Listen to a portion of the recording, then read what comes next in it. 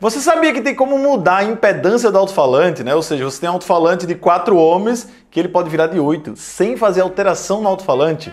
É sobre isso que a gente vai falar aqui nesse vídeo.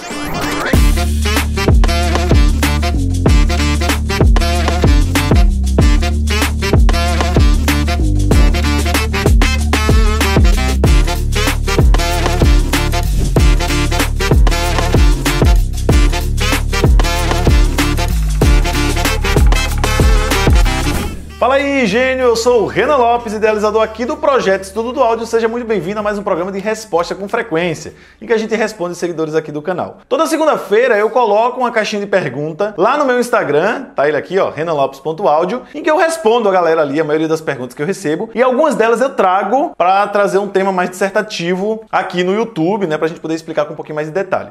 Uma das perguntas que eu tô trazendo para cá, ela foi muito recorrente lá no Instagram. A gente já falou sobre o tema aqui no YouTube, eu já falei com um pouco mais de detalhe, mas eu quero voltar a repetir porque eu quero que essa ideia fique mais clara na cabeça das pessoas, que é justamente sobre a variação da impedância do alto-falante dentro da caixa acústica. E dessa vez eu vou mostrar uma parte prática para você ver esse negócio acontecendo. Bem, o que acontece? Quando a gente vai comprar um alto-falante, a gente, além de todas as características técnicas desse alto-falante, dois parâmetros são levados em consideração para a grande maioria das pessoas, que é justamente a potência que a gente aplica nesse alto-falante e a impedância dele, para fazer casamento com o amplificador ali. Então você vai comprar um alto-falante a 8 ohms, a 4 ohms, às vezes a 2 e às vezes até a 16 ohms. A lei de Ohm, então, são dados técnicos, né, com 4 variações, que é a potência, a tensão, a corrente e a resistência, em que a gente pode ter algumas definições aí, então, desse ambiente elétrico, tá? A potência, ela basicamente, então, é a multiplicação da tensão, que algumas pessoas conhecem como voltagem, multiplicado pela corrente, que algumas pessoas conhecem como amperagem, tá? Então essa é a potência multiplicada pelo outro. Se eu dividir a tensão pela corrente, a gente tem a impedância, tá? Que é basicamente a resistência do alto-falante, só que em frequência, né? Então a resistência é o falante parado, a impedância é o falante em movimento. O que acontece é que essa impedância ela não é exatamente fixa, por isso que os fabricantes falam que é a impedância nominal, a impedância média.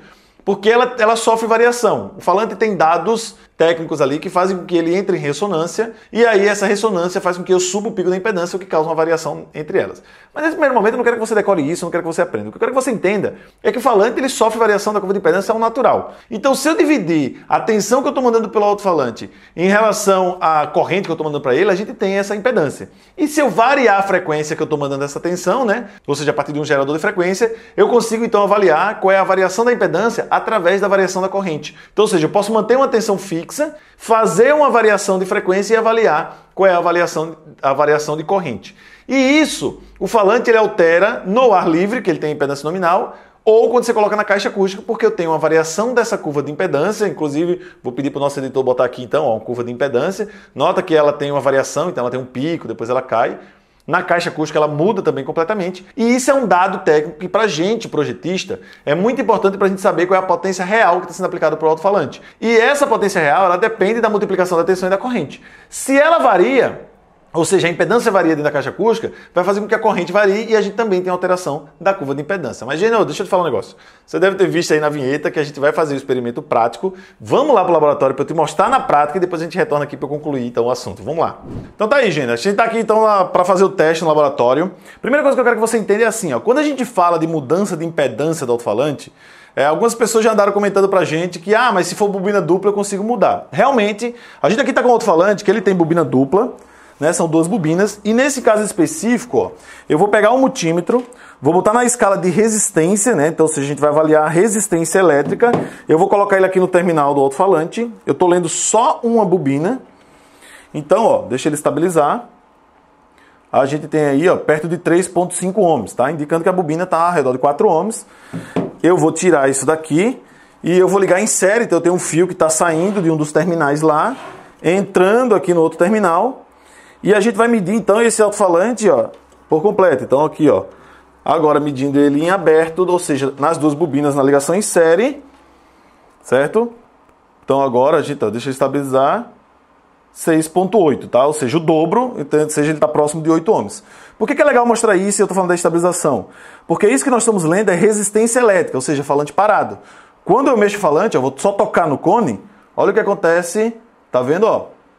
Por quê? Porque agora eu tenho influência do campo magnético do falante em relação à resistência elétrica dele, né, da bobina, E é por isso que eu falo que o falante parado é resistência elétrica, falante em movimento é impedância, e por isso que a gente vai medir na impedância. Então aqui, eu estou com o falante, então, bobina dupla, como eu falei para vocês, que essa ligação em série paralelo muda a resistência dele. Então nesse caso específico, eu tenho um falante com duas bobinas de 4 ohms. Se eu ligar em série, isso aumenta, vai para 8. Se eu ligar em paralelo, ele cai para 2, tá? Então o experimento que nós vamos fazer aqui, independente do tipo de bobina que você está ligando, eu quero mostrar a variação da impedância do falante dentro da caixa, certo? Então aqui no começo do vídeo eu falei que a gente pega um falante de 4 ohms que pode estar tocando de 8. Nesse caso específico, a gente tem um falante que é em 2 ohms e eu vou te mostrar como é que a impedância varia. Então eu vou ligar esses caras em paralelo, a bobina dele, ou seja, eu estou tirando o fio que está ligado aqui, eu já tenho o fio aqui dentro, tá? Que ele já está em paralelo, então eu vou botar aqui no negativo, certo? Esse outro lado também vai estar no negativo.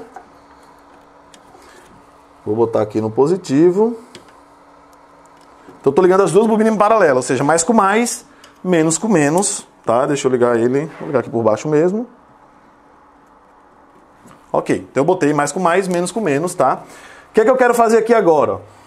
Eu vou pegar então esse falante aqui em cima, eu vou colocar, ó, esse é o fio que está indo então lá para o amplificador, eu vou colocar então aqui o multímetro no fio para a gente ler qual é a tensão que está indo lá para o alto-falante, né, qual é a voltagem. Então por isso que eu tenho que vir aqui e botar em escala de voltagem, tá? E aqui um alicate amperímetro que ele vai ler a corrente, tá? Que é amperagem, algumas pessoas conhecem como amperagem. Eu tenho um gerador então aqui de frequência, eu vou ligar esse gerador. Ó, liguei o gerador. Então, tá aí, ó. Meu falante tá em movimento, tá vendo? Eu tenho, ó, 10 volts aplicados e basicamente 5 amperes. Deixa eu aumentar um pouquinho para você ver isso aí. Ó, 10 volts e 5 amperes. Eu vou baixar um pouco, senão eu vou derrubar o falante e não vou conseguir falar contigo. Mas, ó, vamos fazer o seguinte, eu vou baixar para 5 volts agora. Vamos lá. Então, ó, 5 volts, 2,5 amperes. Então, quer dizer, o meu falante está com as bobinas em paralelo, ele tem, ó, 5 volts, que é a tensão dividido pela corrente, eu tenho impedância. Então, 5 dividido por 2,5, nós estamos em 2 ohms, certo? Então, ou seja, meu falante está aqui ligado em 2 ohms. Se eu variar, ó, eu vou mostrar a variação da impedância aqui, ó, eu vou entrar em frequência e eu vou variar a frequência. Olha o que acontece lá com a corrente. Ó, a minha tensão continua em 5, mas ó, olha a corrente mudando. Tá vendo? Então eu continuo com os 5 volts, mas a minha corrente está alterando aqui, tá vendo? Agora nós vamos fazer o seguinte, ó, eu vou deixar ele parado aqui, tá lá em 50 e poucos hertz, 5 volts, quase 2 amperes. Agora eu só vou pegar o falante e botar ele dentro da caixa acústica, ó. Peguei o falante, soltei na caixa acústica. Olha o que aconteceu aqui, ó. Continua os 5 volts e eu caí para 0,8 ampere. A corrente caiu. Vamos tirar de novo só para você observar. Tirei o falante. Ó, do lugar, 5 volts, 2 amperes. A corrente aqui é mais alta. Então se a gente for multiplicar 2 por 5, né, aqui, então nós temos 10 watts aplicado aqui no falante, tá? Agora, botando de volta. Olha como eu continuo com 5, mas a corrente caiu. Então a potência muda. E o que eu falei para você da variação da impedância é, se eu alterar aqui, ó, eu vou alterando aqui, ele vai mudando a corrente, ó. Olha lá, 1. Agora, ó, continuo com 5 volts, mas ó, 0,5. 0, ó, aumentando agora. Olha lá, aumentando o consumo de corrente, tá?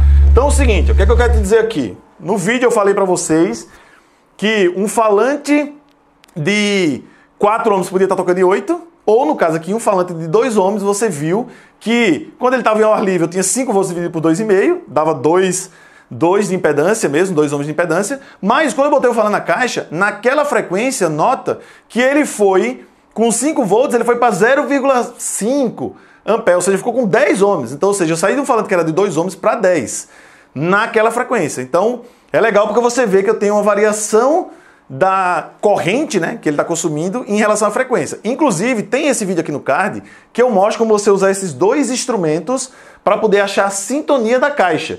Então, além da potência aplicada, que é o que a gente está falando nesse vídeo, você pode ver a sintonia da caixa nesse vídeo que está aí no card. Vamos voltar lá para a salinha. Então, como você viu ali no experimento prático, percebe que o alto-falante, quando ele estava ao ar livre, numa determinada frequência, ele estava em 2 ohms, ou seja, 5 volts dividido por 2,5 ampere, que dá exatamente 2 ohms, que é a configuração daquele subwoofer que eu estava utilizando. Quando a gente coloca ele dentro da caixa acústica, eu já tenho uma variação dessa relação entre a tensão e corrente, ou seja, eu mantive a tensão de 5 volts e a corrente caiu consideravelmente. Por quê? Porque a impedância aumentou. Então, sempre que eu colocar um falante dentro da caixa acústica, a impedância vai tender a aumentar, mas em um determinado ponto. Nota que ali essa impedância caiu, mas quando eu comecei a variar a frequência, eu também tive uma variação do consumo de corrente, então porque ela é variável. O que é que eu quero que você entenda aqui? Eu quero que você entenda que o alto-falante da caixa acústica, ele muda o consumo de corrente, que muda a potência que está sendo aplicada para ele. Por muito tempo, a gente ensina para os alunos que um dos recursos que ele pode fazer para aplicar um pouco mais de potência, na verdade, ele sobe essa tensão. Porque quando ele sobe a tensão, ao invés de 5 volts ele aplicasse um pouco mais, 10 por exemplo, a corrente vai vir junto. Então você está aumentando a potência efetiva que está sendo aplicada no alto-falante. Que cuidado você precisa ter? Esse aumento de impedância não quer dizer que você está aplicando realmente mais potência no alto-falante. Você só está trazendo para a potência ao qual ele foi projetado. Então, se a corrente caiu ao ponto da potência diminuir, você está subindo a tensão para a corrente também subir e você acabar tendo a potência específica para o alto-falante. Mas você precisa ter um determinado cuidado. Lembre-se que ele tem variação da impedância de acordo com a frequência. Em algumas frequências, ele vai estar com a impedância mais baixa, vai consumir mais corrente e você pode danificar seu alto-falante. O que eu sugiro?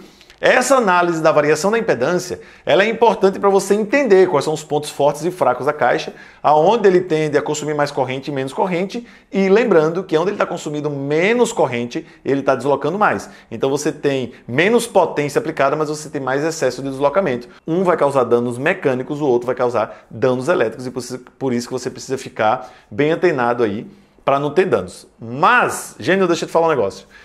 Pode ser que o assunto aqui tenha ficado um pouco complexo na sua cabeça, porque eu sei que tem muitas variáveis que a gente precisaria de muito mais tempo para te explicar. Quero trazer uma novidade legal para você. Eu vou te ensinar isso de uma forma gratuita. Como é que você faz a aplicação de potência no alto-falante, acerta o limiter e inclusive falar sobre alinhamento. Vai rolar um evento ao vivo que eu vou fazer no dia 28, 29 e 30 agora do mês de novembro, que eu quero te convidar a participar. É um treinamento 100% online e gratuito, certo? A gente vai ter 3 aulas ao vivo para você interagir e totalmente gratuito. Você pode assistir aí no conforto da sua casa, interagir, perguntar, porque eu quero ensinar o máximo de recurso possível aí para você poder então fazer a aplicação de potência e fazer o ajuste do seu sistema de som. Então, Gênio, se tem interesse em participar, entra no meu site no www.estudodoaudio.com.br, faz o teu cadastro, me dá teu nome, o teu e-mail ali, o teu WhatsApp, que a nossa equipe vai fazer contato contigo para mandar então o teu link de inscrição, que no dia 28, 29 e 30, então a gente tem um encontro ao vivo para eu poder te explicar o máximo de informação possível desse nosso fascinante mundo do áudio aí. Então, espero te ver lá no evento.